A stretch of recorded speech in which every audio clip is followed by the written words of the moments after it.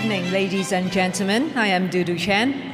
On behalf of the Shaw Prize Foundation, thank you for attending the Shaw Prize Award Presentation Ceremony 2012. Leon, I feel greatly honored to be able to share this podium with you again for the presentation of this distinguished international award, and to witness the outstanding achievements of the laureates and to share their joyous moments. Yes, indeed. I feel very honored to partner with you again as the Master of Ceremonies tonight. Known as the Nobel Prize of the East, the Shaw Prize is one of the most representative international awards of its kind. Similar to previous years, we have top-notch scientists and scholars from various parts of the world gathered here tonight. Before the commencement of the award presentation ceremony, let us once again give a brief introduction of the Shaw Prize. The Shaw Prize was established under the auspices of Mr. Run Run Shaw. It was established in November 2002 and consists of 3 categories, namely the Shaw Prize in Astronomy, the Shaw Prize in Life Science and Medicine, as well as the Shaw Prize in Mathematical Sciences. The first presentation ceremony was held in 2004. It is an annual award and has been held for the 9th year running. 43 scientists have been awarded the Shaw Prize since its debut in 2004, enabling a great many devoted and outstanding scientists to be recognized worldwide. The purpose of the Shaw Prize is to honor individuals who are currently active in their respective fields and who have recently achieved distinguished and significant advances, who have made outstanding contributions in culture and the arts, or who, in other domains, have achieved excellence. The award is dedicated to furthering societal progress, enhancing quality of life, and enriching humanity's spiritual civilization. The Shaw Laureates of 2012 have, of course, made outstanding achievements. Nomination and judging commenced in September last year. 5 Shaw Laureates have been awarded the Shaw Prize, and tonight they are all here to receive the honor. Besides the Shaw Laureates and our honorable guests, we have also invited student representatives from universities and tertiary institutes in Hong Kong to attend. They will meet with the world's distinguished scientists, and it's a good chance for them to exchange views with the laureates and to widen their perspectives in science and research. Our scientists and scholars have dedicated their whole life to pursue knowledge through research. They have set a very good example to our younger generation and would help inspire them. We're also honored to have the Shaw Laureates during their period of stay in Hong Kong to visit 3 local universities and to deliver lectures on their studies and research, to enable the general public in Hong Kong as well as academics all over the world to have access to these very powerful lectures. These lectures will be videotaped and uploaded on the Shaw Prize official website. Ladies and gentlemen, please rise to welcome our officiating guest, the Honorable C.Y. Leung, Chief Executive of the Hong Kong Special Administrative Region of the People's Republic of China, accompanied by Mrs. Regina Leung. Mr. and Mrs. Leung, please.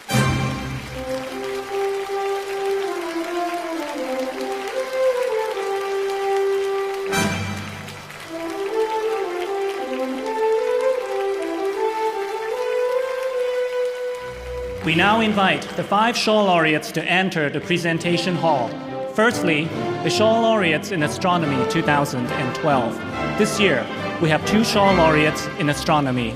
Firstly, Professor David C. Jewett, please.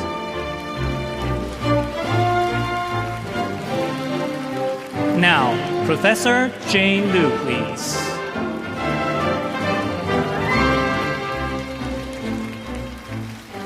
Now we welcome the Shaw Laureates in Life Science and Medicine 2012. This year we have 2 Shaw Laureates. Firstly, Professor Franz Ulrich Hartel, please.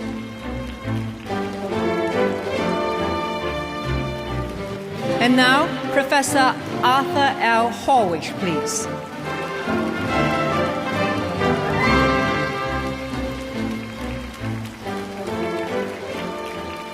Lastly, we welcome the Shaw Laureate in Mathematical Sciences 2012, Professor Maxime Kontsevich, please.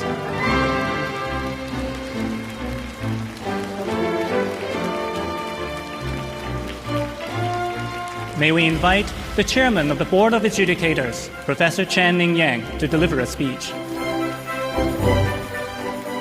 Ladies and gentlemen, Mr. Leong, the Shaw Prize winners, ladies and gentlemen.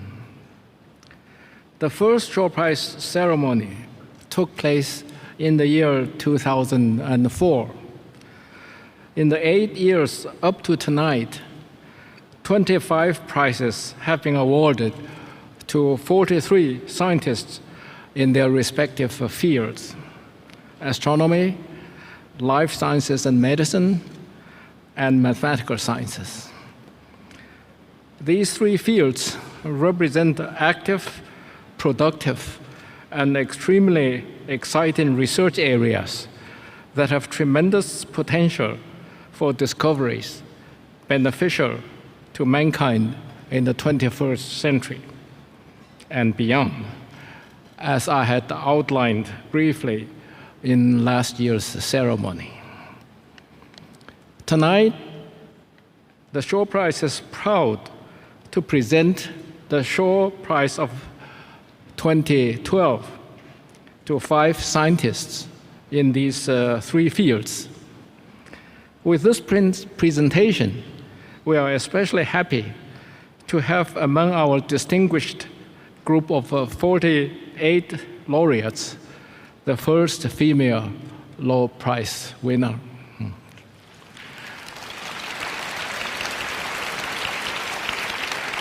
Finally, allow me to add a personal congratulation to Drs. Laureate and Lu, who also won this year's Kavli Astronomy Prize, and to Dr. Konsevich, who also won this year's Milner Prize.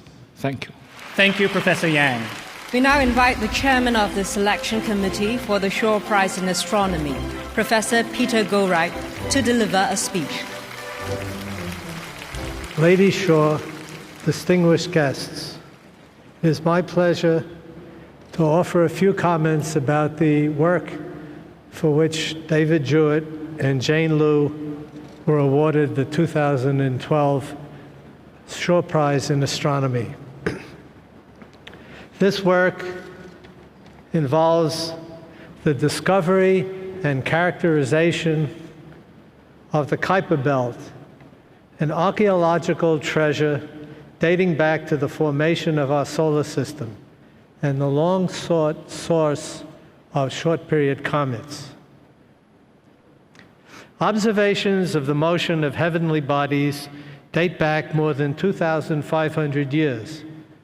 Nevertheless, as recently as 1992, immediately prior to the detection of the first Kuiper Belt objects by Jewett and Liu, Pluto and its large satellite Charon were the only directly detected bodies orbiting beyond Neptune. Neptune is at 30 astronomical units, or 30 times the distance of the Earth from the Sun. Now, comets provide indirect information about reservoirs of bodies beyond the orbit of Neptune. Although comets are directly detected only when they come within a few astronomical units, and then they outgas material because their ices sublimate, cometary orbits can be traced back to show where they came from. By 1950, it had been established that most long-period comets are visitors from distances in excess of 10,000 astronomical units, and some as far as 100,000 astronomical units, almost the distance to the nearest stars. It was also shown that their orbits were randomly oriented with respect to the mean orbit plane of the planets. These facts led Jan Oort to hypothesize that comets are stored in an enormous spherical cloud beyond 10,000 astronomical units, and that gravitational deflections by nearby stars are responsible for injecting some of them, or those we detect, into the inner solar system. Oort's model is widely accepted, and the hypothetical comet cloud carries his name. Short-period comets are rare in comparison to long-period comets. Their orbits are mostly prograde in low inclination, more similar to the orbits of the planets that we know. Oort proposed that gravitational scattering by planets transforms a small fraction of long-period comets into short-period ones. However, during the 1980s, dynamical studies demonstrated that Oort's proposal was untenable. Instead, they showed that an origin in a disk just outside the orbit of Neptune provides an excellent fit to the orbital characteristics of short-period comets. Jewett and Liu began to search for Kuiper belt objects during the period these theoretical advances were being made.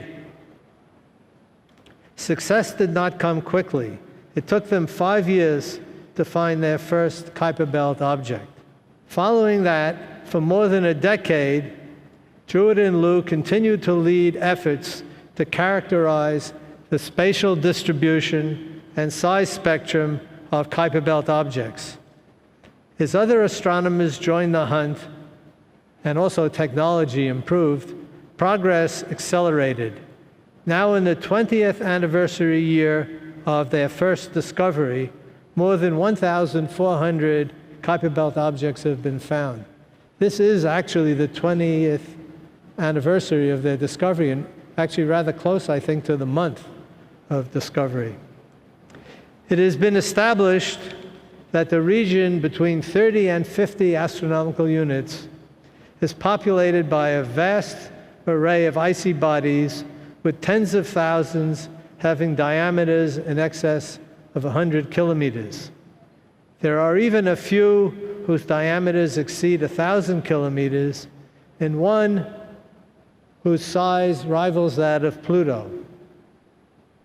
This finding led to Pluto's demotion from its high status as the 9th planet to merely a charter member of a new class of dwarf planets.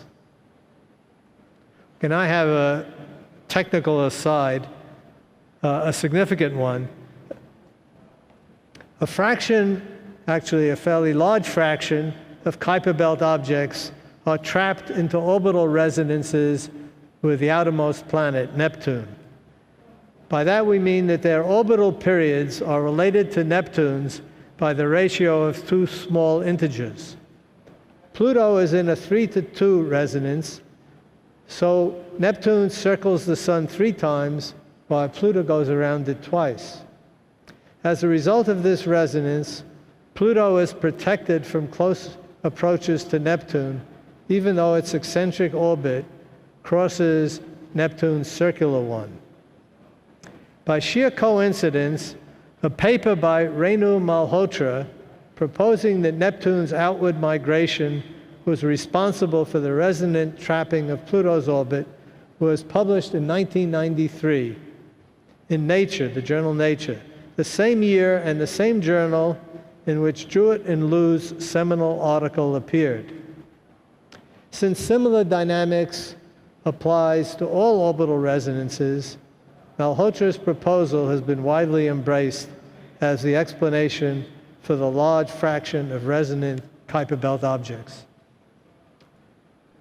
Now, in summary, Jewett and Liu discovered a new component of the solar system and the source of the short-period comets.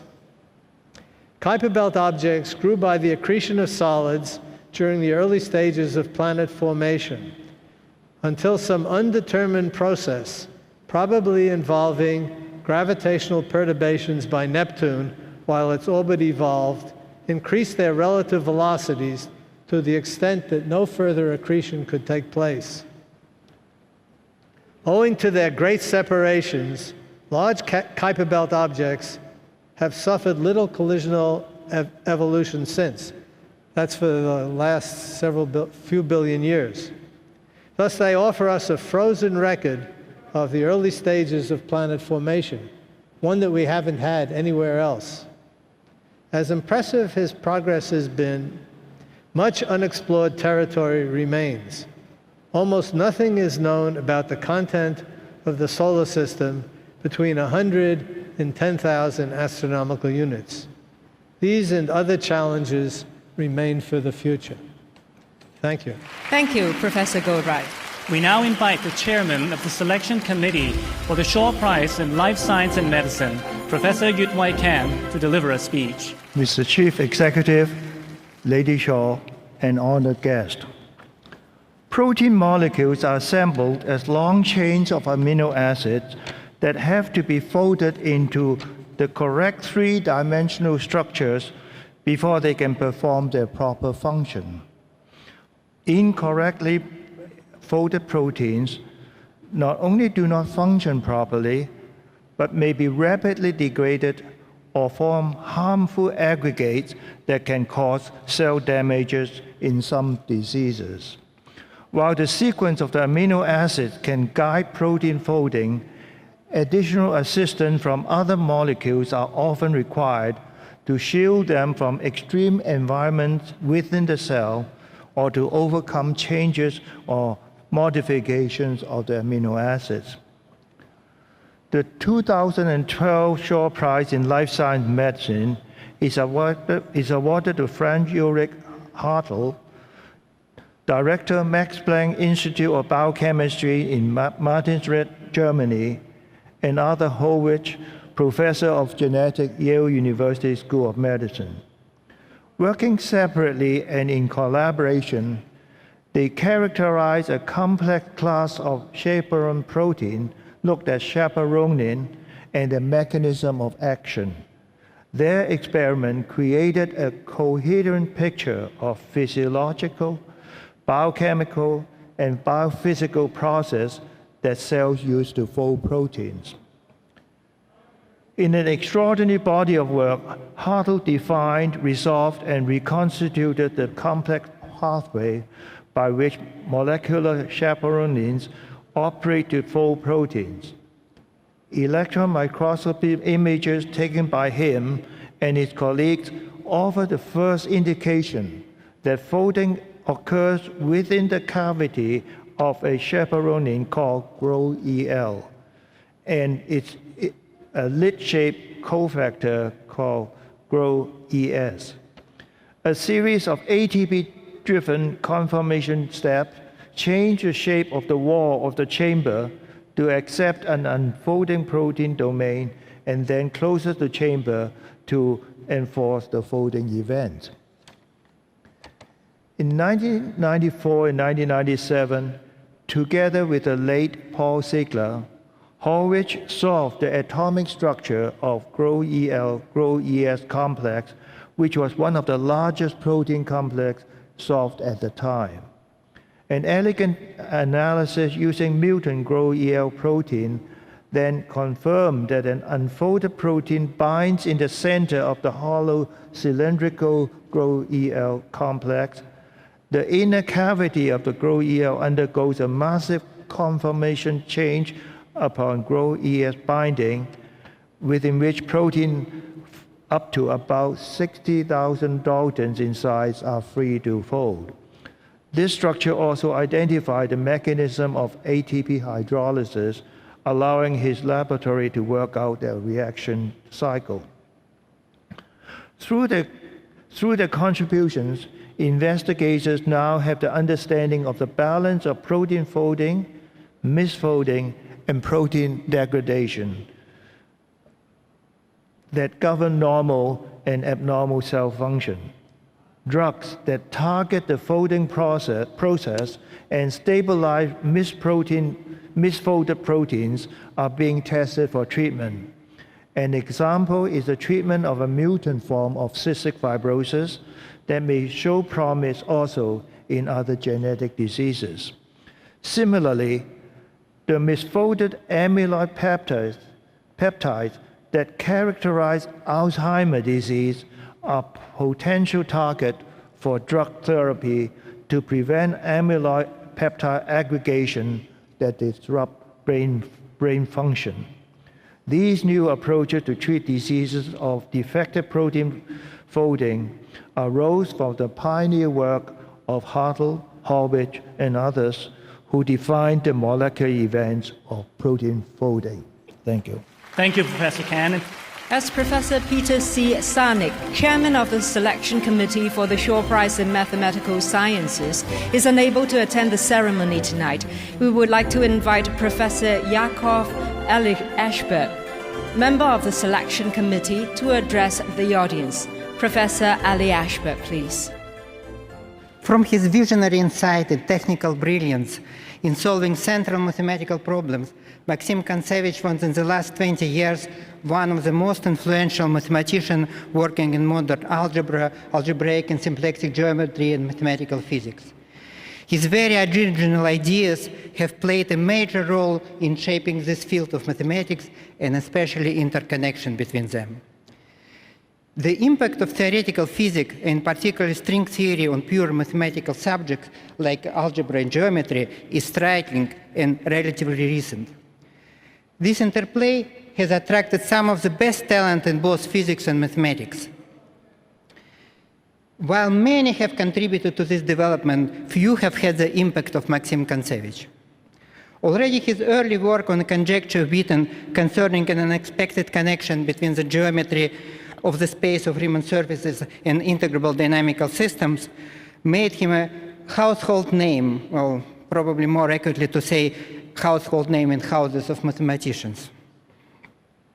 Many other brilliant results of Kontsevich have followed.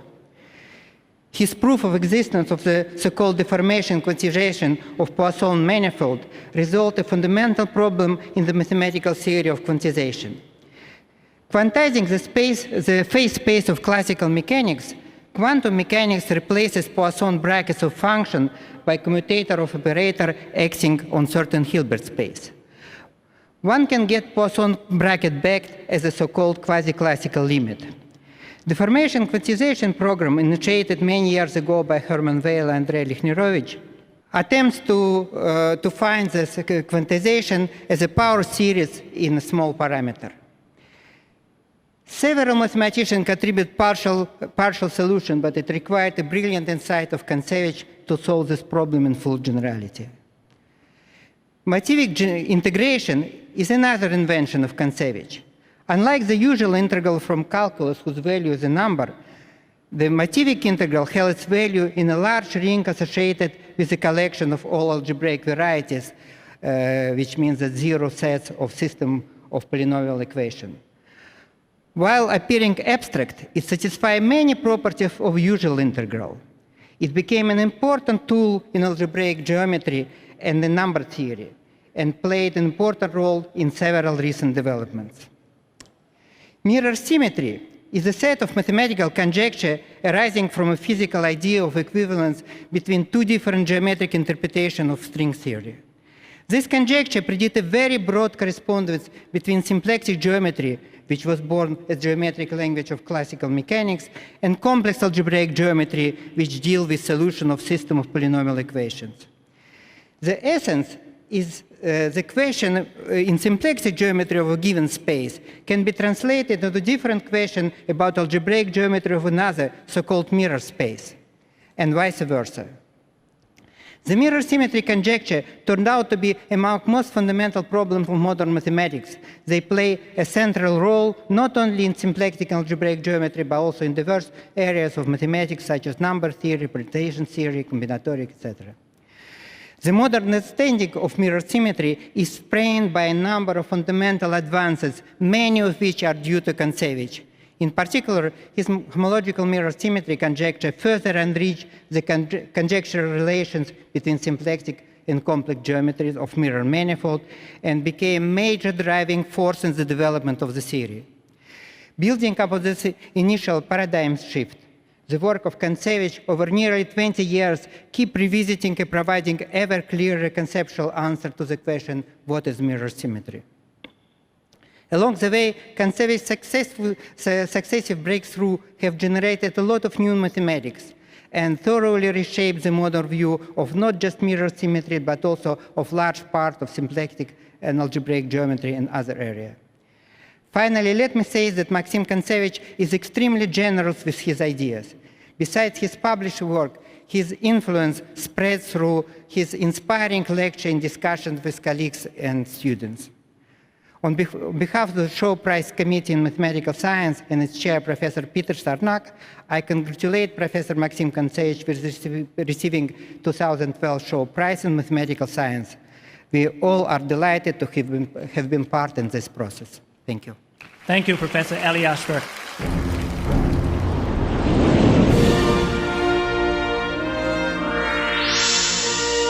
We will now proceed to the Shaw Prize Award Presentation Ceremony 2012. Ladies and gentlemen, tonight we're much honored to have the Honorable C.Y. Leung, Chief Executive of the Hong Kong Special Administrative Region of the People's Republic of China, to officiate at the presentation ceremony. We now invite Mr. Leung to present the prizes to the Shaw Laureates 2012. Mr. Leung, please. First, we will present the Shaw Prize in Astronomy 2012. This year, the award is shared by two recipients. The first half goes to Professor David Jewett. Kuiper Belt is a ring of debris in the outer solar system that looks like it's the leftovers from planet formation, very far away from the sun.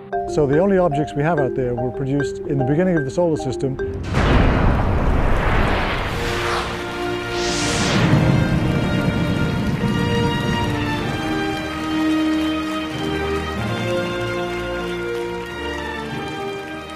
And the second half goes to Professor Jane Liu, also the recipient of the Shaw Prize in Astronomy 2012.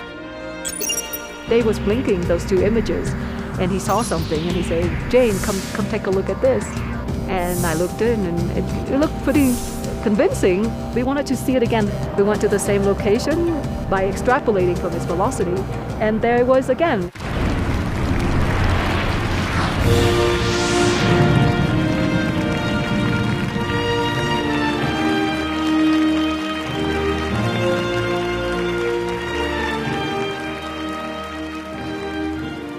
First, may we invite Professor David Jewett to deliver his acceptance speech. Professor Jewett, please.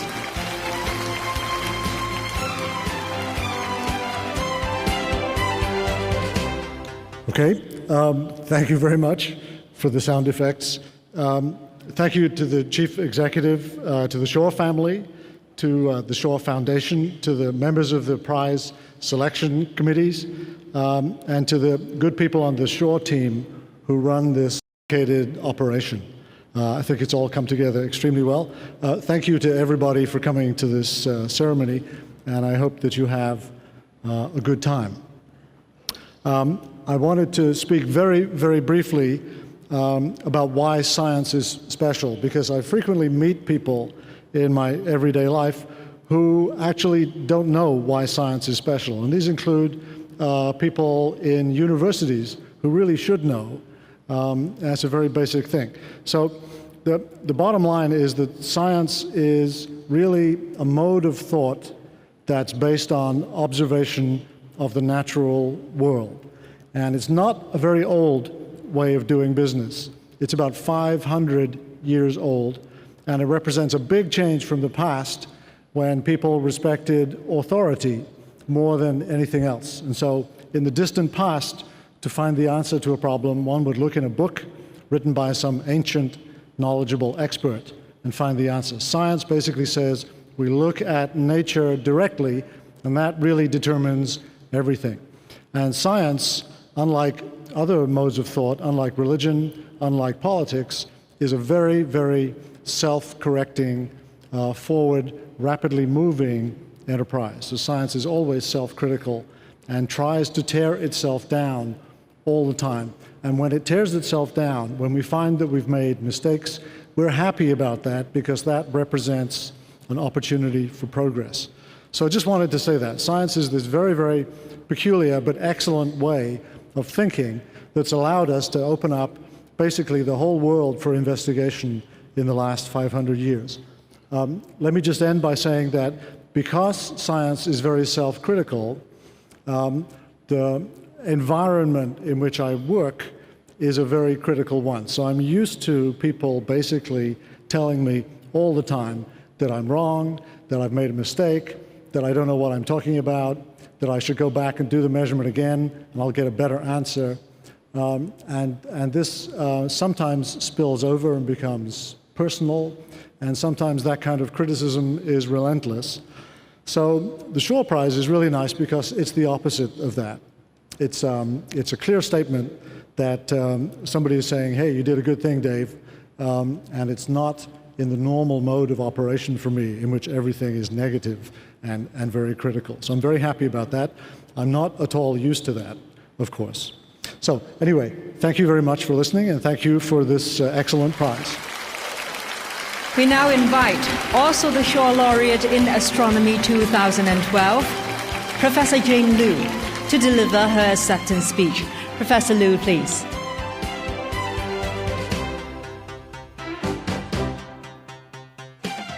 I thank Mr. Chief Executive, the Shaw family, the Shaw Foundation, Professor Peter Goldreich, and the Astronomy Prize Committee for awarding this marvelous prize. To say that this award was unexpected would be an understatement. 25 years ago, when we started our survey of the outer solar system, astronomers thought they knew everything about the solar system, that everything had been accounted for. But then we discovered the first Kuiper Belt object in 1992, and since then, our view of the solar system has changed dramatically.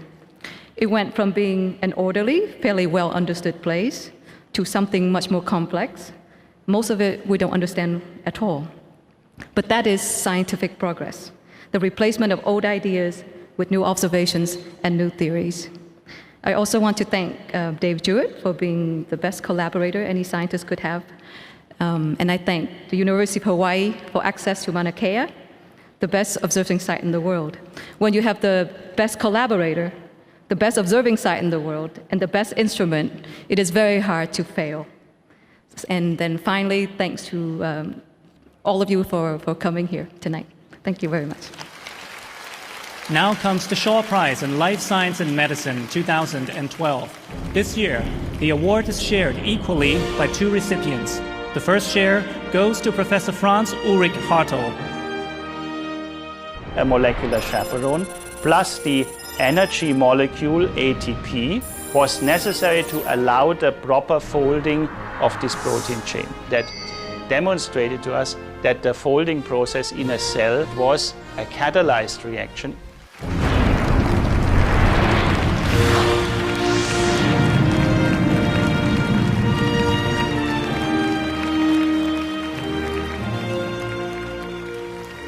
And also the recipient of the Shaw Prize in Life Science and Medicine 2012 is Professor Arthur Horwich. I'm still enamored of the idea that if you improve the quality control system in the neurons, then the misfolded protein can be handled.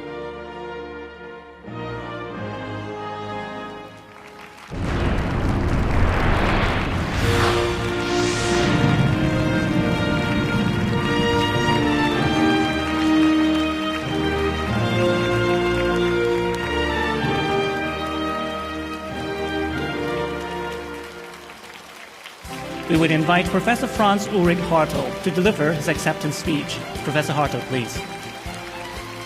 Chief Executive, Lady Shaw, distinguished guests and colleagues, receiving the 2012 Shaw Prize in Life Science and Medicine is truly a fantastic honor and a great privilege.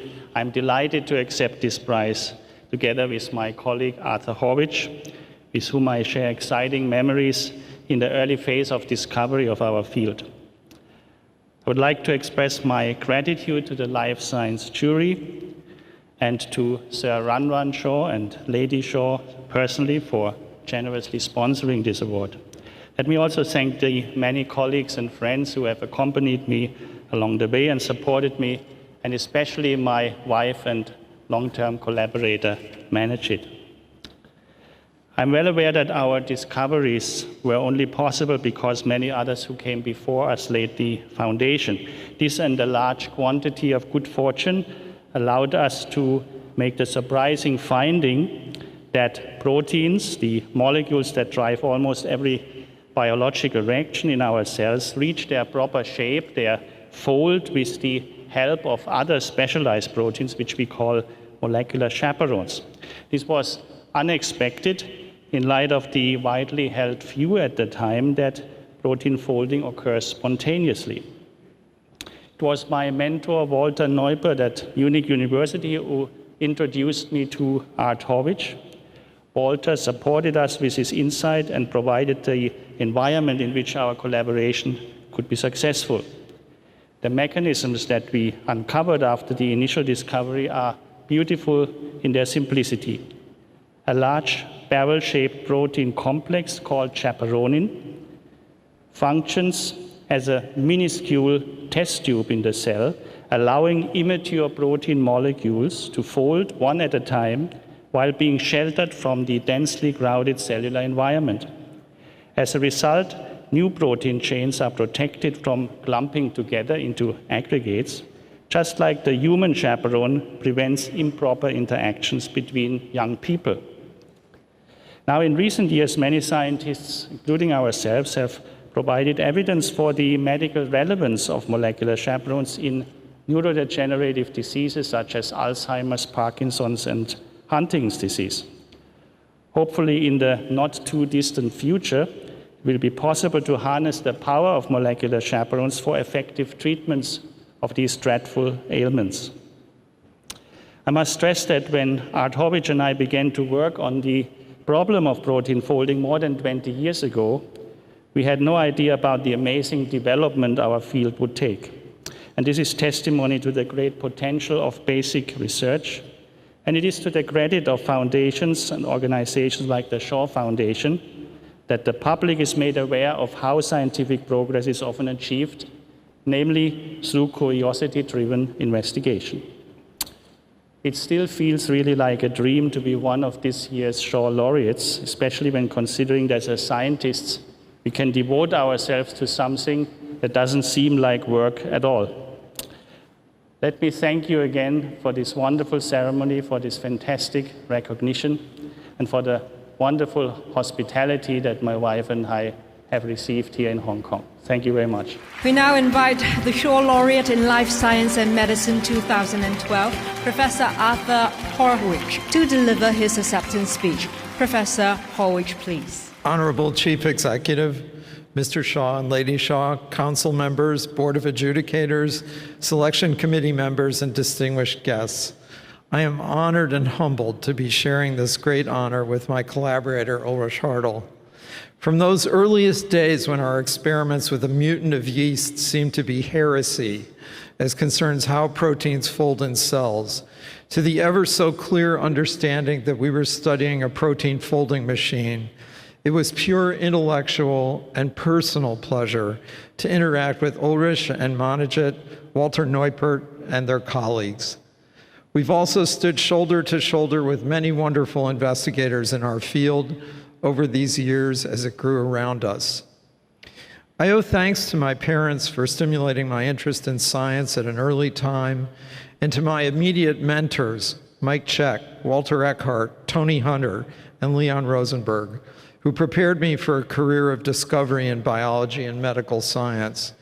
They showed me how to think about a problem and how to perform technically flawlessly.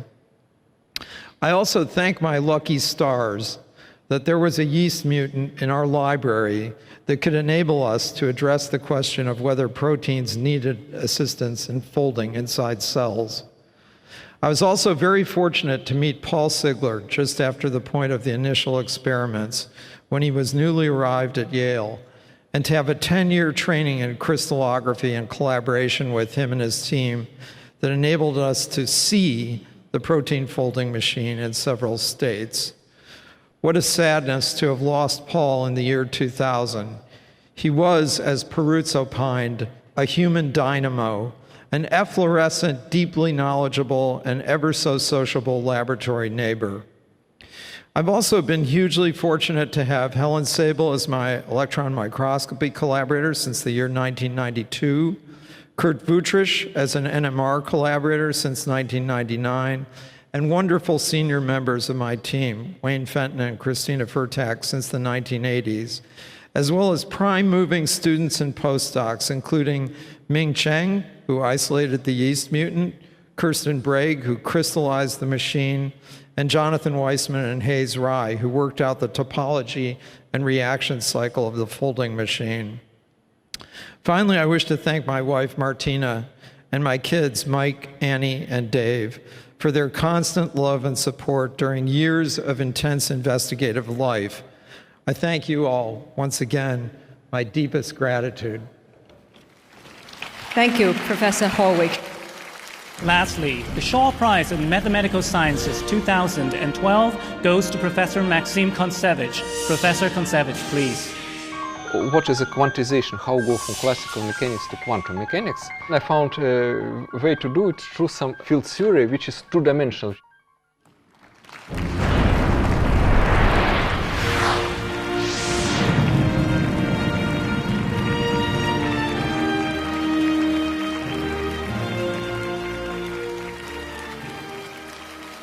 We would invite Professor Kontsevich to deliver his acceptance speech. Professor Kontsevich, please.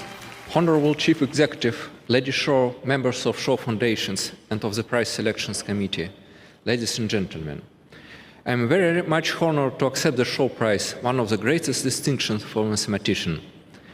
First, I am grateful to my parents, who are in Russia now, for their love and support. Unfortunately, my dear wife Ekaterina and my son Matthias cannot be with me today. They are in France.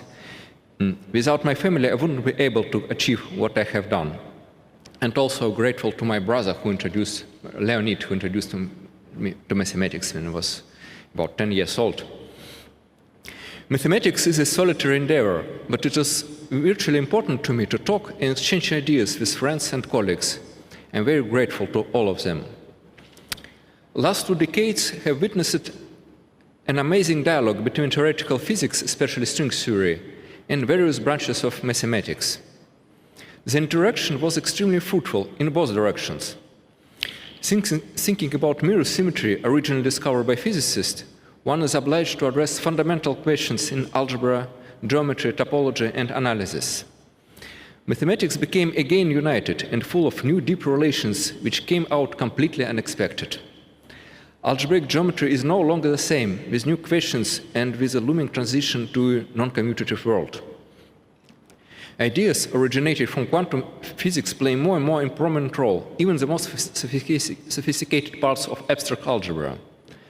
Conversely, notions from high-category theories are indispensable for physicists in the organizing and understanding of structures arising in quantum field theory, especially in supersymmetric field theories.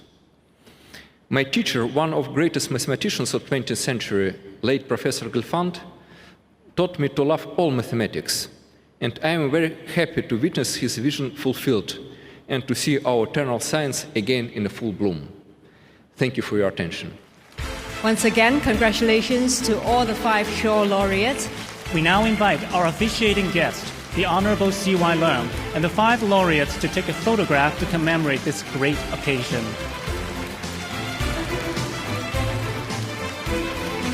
Ladies and gentlemen, as the Shaw Prize Award Presentation Ceremony 2012 has now come to a conclusion, Scientific research has embedded boundless possibilities.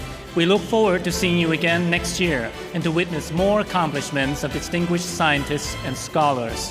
Thank you, good night, goodbye, and see you next year. Thank you. Goodbye.